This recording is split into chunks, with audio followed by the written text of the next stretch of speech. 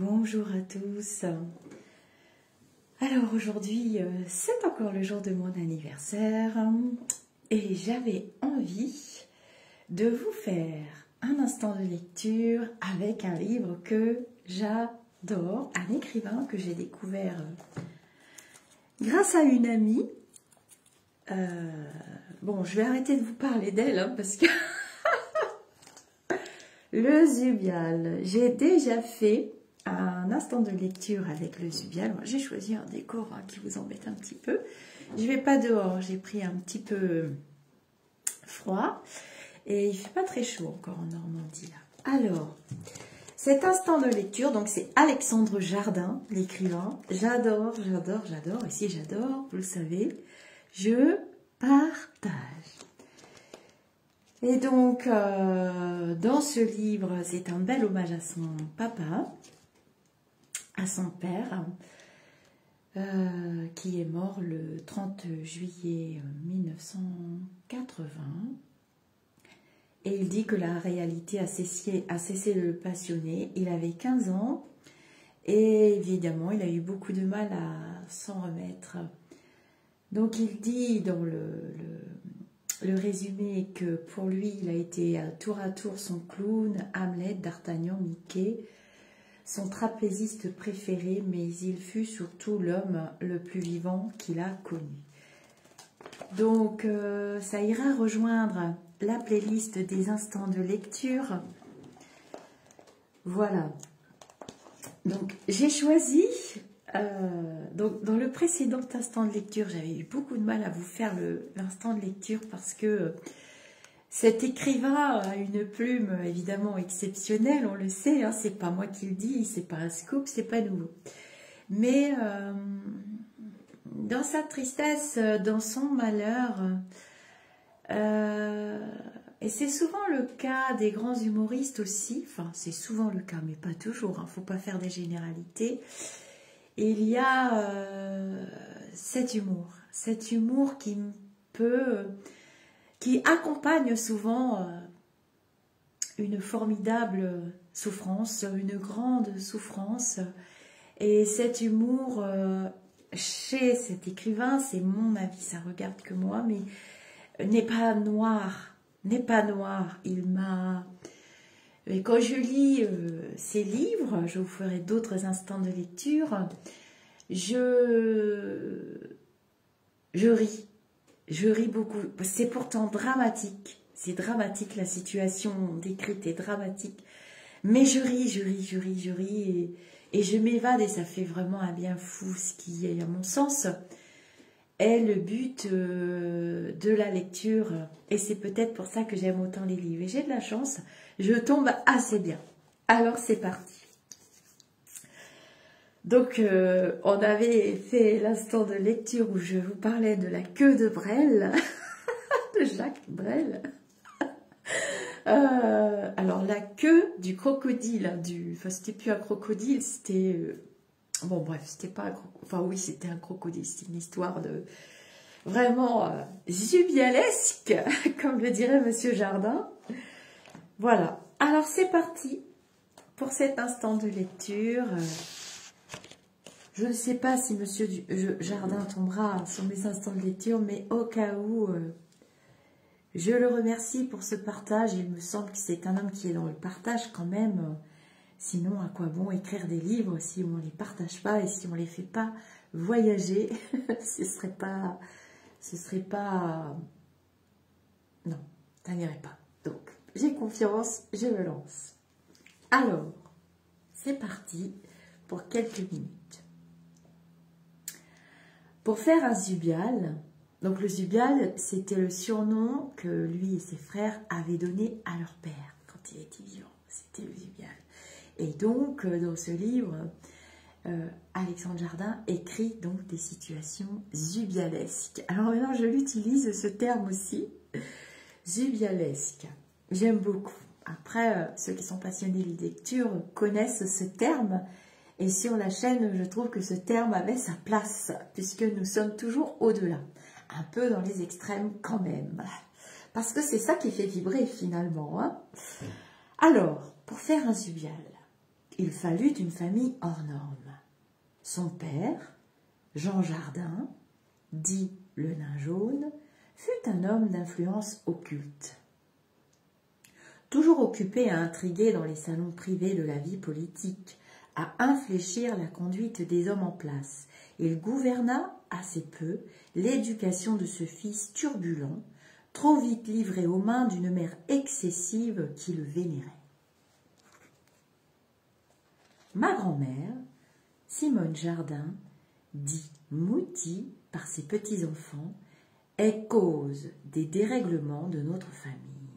C'est elle l'écrivain véritable de notre tribu, bien qu'elle ne rédigea jamais que sa correspondance. Mouti avait un style propre en tout. Elle confectionnait elle-même ses vêtements depuis 1920, selon son goût si particulier qu'elle définissait comme le chic. Et un langage qui n'était qu'à elle. Dans sa bouche, une souffrance était nécessairement insondable, une rencontre fulgurante, un amour irrémédiable. Sinon, cela ne valait pas même la peine d'y faire allusion. Le matin, l'inénarrable Madame Jardin, mère, décrochait rituellement son téléphone pour sonder ses fournisseurs sur leur arrivage, jugeait superflu de se présenter et se faisait livrer ses viandes ou ses fioles, entendait à sa cachette d'aspirine. Ses pluriels étaient son singulier, ses souhaits toujours exécutoires. Sa vision primait sur tout. Ses désirs seuls définissaient le cadre du réel, qu'elle n'accepta jamais. Elle le toléra parfois, sans toutefois s'y ajuster. En 1976, à la mort de son mari paratonnerre qui la protégeait de tout, elle dut régler elle-même ses factures et s'étonna que le veau eût augmenté depuis 1932. Toujours, elle s'évadait dans ses pensées romanesques, quand la vie manquait de talent à ses yeux.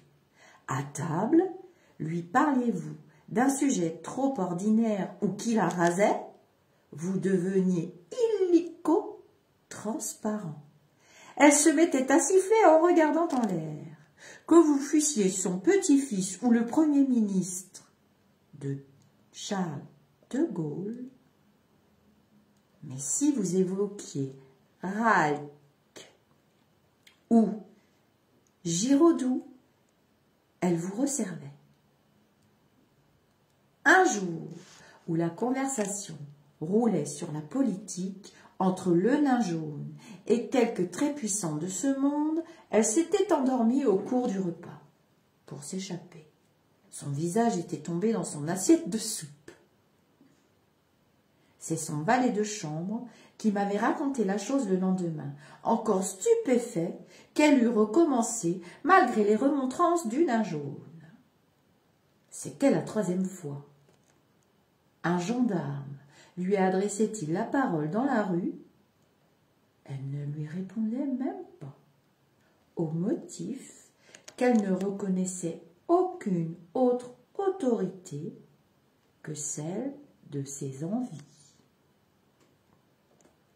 Un jour qu'elle avait résolu d'annexer une partie du jardin de sa voisine et que mon frère Frédéric refusait d'aller rosser la propriétaire avec sa canne pour qu'elle obtempérât, elle lui claqua la porte au nez en s'exclamant « Il n'y a plus d'hommes, mais il n'y a plus d'hommes ici !» Mon oncle Gabriel lui cria que nous devions respecter une certaine équité. La porte se rouvrit alors et Mouti nous déclara « Je ne connais de justice que dans la défense des gens qu'on aime. » Et elle claqua à nouveau la porte. Telle était la mère de Zubial qui, de 1905 à 1996, entendit vivre la totalité de ses désirs sans exception et vitupéra sans retenue quand, par extraordinaire, la réalité ne se soumettait pas. Les gens lucides verront en elle un monument d'égoïsme. Ils n'auront pas tort. Mais elle l'était à un degré tel que cela en devient une curiosité ethnologique. Et puis, il y avait quelque chose d'extravagant à voir cette femme être absolument l'auteur de son existence. Ma grand-mère vivait en Suisse, au bord du lac Léman, et ne sortit pratiquement jamais de son jardin. D'ailleurs, elle ne possédait pas de carte d'identité. Sûre qu'elle était d'être elle-même et de savoir en persuader quiconque en douterait. À peine franchissait-on la grille de son parc que l'on quittait le territoire helvétique pour entrer dans un monde à part, follement jardin. La Mandragore, sa maison, était un lieu où n'avait cours qu'une seule monnaie, l'extrême singularité. Aucune mode n'y pénétrait, aucune valeur extérieure n'y faisait souche. Mouty tenait le travail en horreur, sous l'excellent prétexte qu'il éloigne les hommes des femmes. Les nécessités économiques lui importaient peu. Elle en voulut toujours aux nains jaunes de passer tant de temps à gagner leur vie et ne lui en sut jamais gré. À ses yeux, le christianisme demeurait une curiosité, le capitalisme un mystère, la police un anachronisme, le salariat un malentendu, la sécurité sociale une énigme. Tout ce dont parlaient les journaux était évacué de son univers. D'ailleurs, elle n'en lisait aucun. C'est à peine si elle nota que Mitterrand avait un jour succédé à Giscard. En revanche,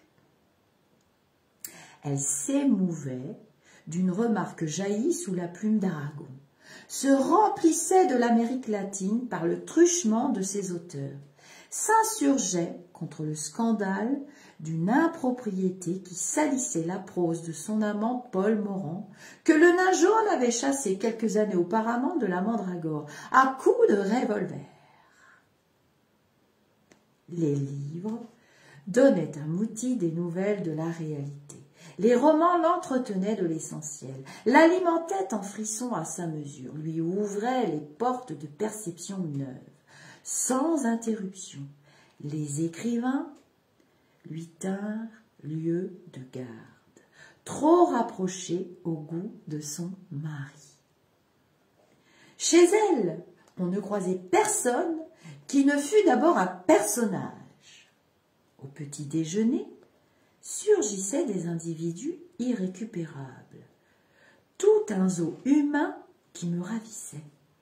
Un militant écolo qui vivait pieds nus, facteur d'épinette de son état, un rabbin véhément qui traitait d'hérétiques ses interlocuteurs, un grand éditeur parisien venu se masturber sur les rives du Léman pour oublier son homosexualité, un universitaire québécois au physique humide qui entretenait une liaison aussi torride que platonique avec une princesse indienne. Des jeunes filles à qui l'on prêtait des qualités à la hauteur de leur beauté. Un syndicaliste bulgare qui venait se faire masser les pieds par ma grand-mère. Le chroniqueur d'un magazine de la bonne bourgeoisie. Grand opiumane qui rédigeait seul, à 16 heures, un canard de confession érotique, tout en droguant sa chienne pour se consoler de ses amours orageuses avec sa propre sœur. Un extraordinaire agent du KGB qui possédait une chevelure aux allures de vieille moquette et assurait avec zèle le financement des partis politiques français en pompant les finances du patronat. des ministres égarés, qui se dédommageaient du hasard des urnes en forniquant avec la voisine, des riches ruinés, tout un bric-à-brac humain qu'elle ne jugea jamais. C'est dans cet univers quasi fictif que le Zubial grandit et affermit ses facultés. Le chaos de la guerre l'avait tenu à l'écart d'une scolarité normale. Ses instincts libertaires l'en avaient encore éloigné et la bénédiction de sa mère avait achevé de faire de lui un presque illettré à 16 ans. Un jour, que je demandai à Mouti si cette situation ne l'avait pas inquiétée, elle me répondit « Mon chéri, ton père avait appris des choses bien plus importantes que la maîtrise de l'orthographe. » Effectivement, pour ondoyer dans l'univers jardin, ce bagage n'était pas indispensable. Inutile de lire les écrivains. Écouter Giraudoux à table suffisait pour découvrir sa langue. Fréquenter les philosophes était un sport qui se pratiquait en barque sur le lac Léman ou au cours d'excursions alpestres sur les traces de Rousseau. Mouti pensait que le baccalauréat n'était nécessaire qu'à ceux qui rêvent d'une carrière, non d'un destin sur mesure. Quand le Zubial me demandait l'orthographe d'un mot et que je répondais avec justesse, ma grand-mère me regardait avec pitié, comme si j'avais fait partie d'une classe honteuse. Au fond d'elle-même, Mouti était navrée que ma mère m'eût cantonnée dans les prés trop carrés de l'éducation légale qui, à ses yeux, borne les êtres et produit des diplômés qui ne savent que ce qu'ils ont appris. Lorsque le Zubial devint gigolo à 15 ans, sa mère applaudit des deux mains, se félicita que la Providence eût envoyé une telle initiatrice dans les bras de son fiston. Un de ses amis d'enfance, de mon père qui, à l'époque, couchait avec le chauffeur de la dame, me raconta une anecdote éclairante sur la nature des liens qui unissaient alors le Zubial et sa mère. Au cours de l'une des réceptions burlesques données par le jeune Pascal dans son petit Trianon helvétique, on le cherchait partout. Lui et Clara avaient disparu. Quand il fallut passer à table, ils ressurgirent tous deux, encore illumineux par leur privauté. La place, assis près de lui, en bout de table, son ami se pencha alors pour dire au Zubial « Fais gaffe en te levant tout à l'heure, tu as du rouge à lèvres autour de la braguette. » Et mon père lui répondit « Cela n'a aucune importance, il n'y a que maman qui a regardé et qui a remarqué. » Mouti ne tolérait pas les écarts de son fils, elle les favorisait, de peur qu'il ne vive une jeunesse trop normale. De même fut-elle ravie lorsqu'il plaqua sa maîtresse fortunée, rendit les bagues et les douzaines de chemises pour devenir ouvrier papetier dans une usine du Massif central à 18 ans. Cette volte-face comportait assez d'excès pour qu'elle reconnût en lui son propre sang. Beaucoup de gens n'ont jamais cru à la véracité de cet épisode ouvrier de la vie du Zubial, mais, je le répète, l'improbable était son lot. Ces années dures pour ce fils de bourgeois, ami du fil d'Écosse et des vins fins, furent une manière de purgatoire. Dans les ombres d'une usine, où il s'écœurait à vivre, son caractère acheva de se dessiner. Son rejet absolu de l'ordre devint un repli, un pli essentiel de sa nature. Loin de virer à gauche, il quitta ses réflexes de jeune homme de droite pour s'enfoncer dans un anarchisme tripal ennemi de toutes les chefferies, petites ou grandes. Ses idées politiques et autres étaient plus des dégoûts ou des engouements tonitruants que des concepts à l'architecture claire. La minceur de sa vie intellectuelle n'avait d'égal que l'éclat et la munificence des mouvements de son cœur. Jamais je ne le vis raisonner avec une quelque suite, comme s'il avait jugé impudique de paraître intelligent. J'en ai souffert. Donc voilà cet extrait du Jovial qui parle de Mouti, la grand-mère d'Alexandre Jardin. Le nain jaune était donc son grand-père, le père du Jovial. Alors ce livre est plein d'anecdotes, il est plein de commentaires, il est bourré d'amour, il est bourré d'admiration. C'est une lecture difficile. Vous avez vu que les mots sont recherchés pour leur essence et pour qu'ils tapent juste.